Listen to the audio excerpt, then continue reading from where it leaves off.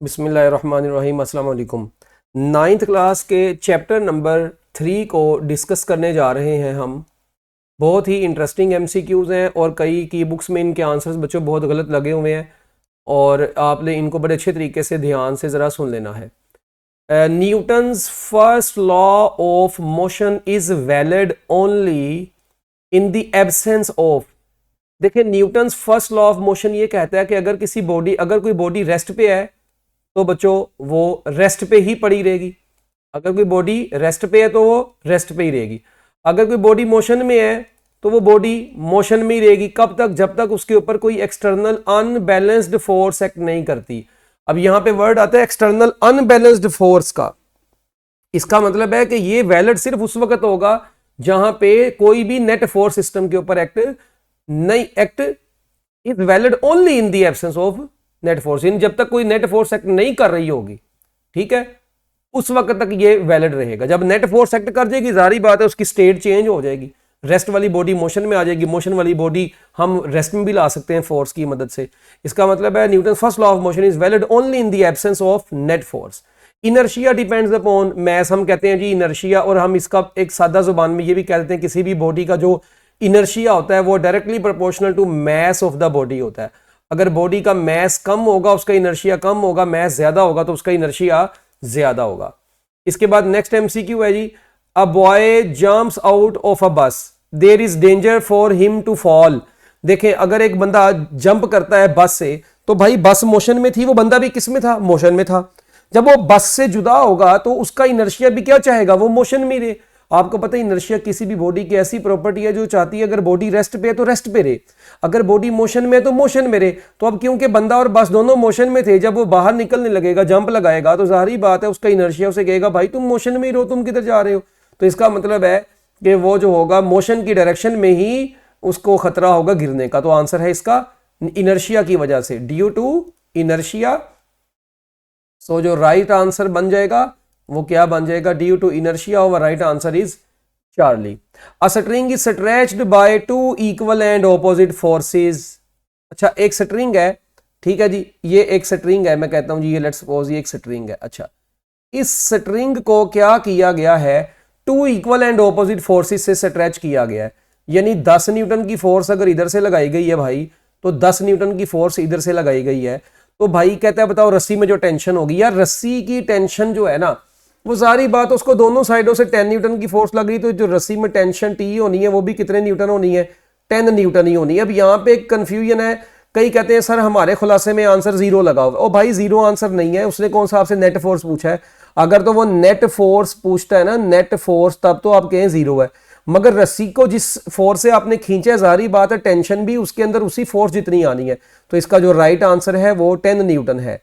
इसके बाद the mass of a body decreases when accelerated, नहीं। Mass of the body when decreases when moves high velocity, increases when accelerated, नहीं भाई। F is equal to m में होता है। जो मैस होता है किसी भी बॉडी की ये क्वांटिटेटिव मेजर होता है, क्वांटिटेटिव, ठीक है। किसी भी बॉडी में जो हम कहते हैं क्वांटिटी ऑफ मैटर है, मैस क्या चीज होती है? Quantity of matter in a body.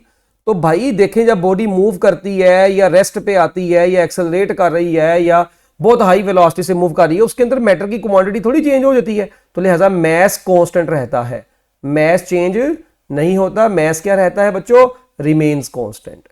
अच्छा, इसके बाद next, to bodies of masses m1 and m2 attached to the ends of an inextensible string passing over a frictionless pulley such that both move vertically। अच्छा, अब हमारी किताब में ना ये बच्चों 2 केस दिए हुए हैं, अगर आपने कभी किताब गौर से पढ़ी हो। है एक केस है ये वाला, बुक में पहले नंबर पे लिखा हुआ है ये वाला, और ये दूसरे नंबर पे लिखा है, मगर कोई परेशानी वाली बात नहीं है। देखें, अगर ये मैस इस वक्त हॉरिजॉन्टल सरफेस पे मूव कर रहा है और ये ऐसे नीचे को वर्टिकली मूव कर रहा है, तो अगर तो ऐसा केस हो कि अगर मैस एक हॉरिजॉन्टल मूव कर रहा हो दूसरा वर्टिकल मूव कर रहा हो, तो ऐसे सिस्टम में जो एक्सेलरेशन प्रोड्यूस होता है उस एक्सेलरेशन का फार्मूला ये याद रखें, और जो रस्सी में टेंशन होती है उसका फार्मूला ये होता है। और अगर बच्चों एक मैस वर्टिकली अपवर्ड जा रहा है और दूसरा वर्टिकली डाउनवर्ड आ रहा है, यानी दोनों पैरेलल बेसिकली एक ही लाइन के अलोंग है, यानी हम ये कह सकते हैं कि इसमें परपेंडिकुलर थे, इसमें थीटा इनके दरमियान में 90 डिग्री था, जबकि यहां पे थीटा 90 डिग्री नहीं है, दोनों एक ही डायरेक्शन में है, डायरेक्शन मतलब पैरेलल है, एक ही डायरेक्शन तो नहीं, एक ऊपर को जा रहा है एक नीचे को, मगर एक्सिस इनका सेम है, वाई एक्सिस है। इनमें एक वाई एक्सिस है एक एक्स एक्सिस है। ये देखें एक्स एक्सिस ये वाला है और ये वाली मोशन वाई एक्सिस है, ये दोनों ही वाई एक्सिस वाली मोशन है। तो अगर ऐसा केस हो तो टेंशन निकालने का फार्मूला ये होता है और एक्सेलरेशन निकालने का फार्मूला ये होता है। अब हमारा क्वेश्चन जो है उसने बोला है कि भाई एक जो है ना वो मैस वर्टिकली मूव कर रहा है दूसरे मैस से, तो इसका मतलब है वो ये वाला केस बन गया। तो अब उसने क्या पूछा है, कहता है अटैच, देखें two bodies of masses M1 and M2 attach to the ends of an inextensible string passing over a frictionless pulley such that both mass, अच्छा बोथ मूव्स वर्टिकली, दोनों वर्टिकली मूव कर रहे हैं, यानी दोनों वाई एक्सिस के लोग move कर रहे हैं। तो अब एक्सेलरेशन क्या होगा, ये वाला फार्मूला बन जाएगा, तो हमारी ऑप्शन बन जाएगी बीटा।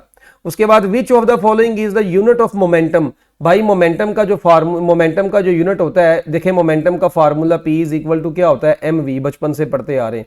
मैस का यूनिट किलोग्राम होता है, वेलोसिटी का मीटर पर सेकंड होता है, तो ये बन गया किलोग्राम मीटर पर सेकंड। अब मगर यहां पर तो ये वाली ऑप्शन ही नहीं मौजूद, तो जब भाई यहाँ पे ऑप्शन नहीं मौजूद तो तुम देखो इसको मैं ऐसे भी तो लिख सकता हूँ किलोग्राम मीटर पर स्क्वायर सेकंड इनटू सेकंड, और इसकी जगह पे अब मैं क्या लिख देता हूँ, न्यूटन लिख देता हूँ। तो ये बेसिकली ये आप लोगों को रेगुलर क्लासेस में भी बताया गया हुआ है कि न्यूटन सेकंड भी जो है ना मोमेंटम का यूनिट बनता है। तो बाकी ऑप्शन तो कोई है नहीं है यहाँ पे, तो न्यूटन सेकंड वाली ये तो लगा लो। अच्छा जी लो जी, ये भी एक कंफ्यूजिंग MCQ आ गया, एक ये कंफ्यूजिंग था और एक ये कंफ्यूजिंग था। अच्छा, when horse pools a cart, ठीक है जी, वो खोती गड़ी का नाम तुमने सुना होना, ठीक है ना। अच्छा, कहते हैं जब हॉर्स जो है वो कार्ट को पुल करता है तो एक्शन किसके ऊपर होता है, भाई एक्शन देखें सारी बात है, उसने कार्ट को पुल किया, कार्ट के ऊपर एक्शन किया, और साथ में कार्ट जो है जब वो कार्ट मूव करती है तो वो अर्थ के ऊपर भी तो एक्शन करती है। तो हमारा बेस्ट आंसर है अर्थ एंड कार्ट, ठीक है। इसके बाद next MCQ, which of the following material lawyers the friction when pushed between metal plates, तो बच्चों हम वहां पे ऑयल लगा के तो फ्रिक्शन को रिड्यूस करते हैं। ऑयल आपको पता है फ्रिक्शन की आपने प्रॉपर्टीज पढ़ी है कि जो ऑयल है ये फ्रिक्शन को रिड्यूस कर देता है। तो ले जी, ये थे आपके चैप्टर नंबर 3 के नहायत ही आसान MCQs। अच्छा, उसके बाद आपकी बुक में ये एक टेबल भी बना हुआ है भाई, ये टेबल आप लोगों ने लाजमी याद करना है। इस टेबल में से भी कई दफा MCQs पूछे गए हैं। ये कोफिशिएंट ऑफ फ्रिक्शन है, कोफिशिएंट ऑफ फ्रिक्शन, ठीक है, दो मटेरियल के दरमियान में, ग्लास एंड ग्लास के दरमियान में कितना होता है, ग्लास एंड मेटल के दरमियान में, आइस एंड वुड के दरमियान में, आयरन एंड आयरन के दरमियान में, रबर एंड कंक्रीट के दरमियान में, स्टील एंड स्टील के दरमियान में। तो ये सारी वैल्यूज आपने जुबानी याद करनी है, ये काफी इंपॉर्टेंट टेबल है। तो लो जी बच्चों, ये था आपका चैप्टर नंबर 3 जो कि आसान से MCQs पर मुश्तमिल था। Best of luck, Allah Hafiz.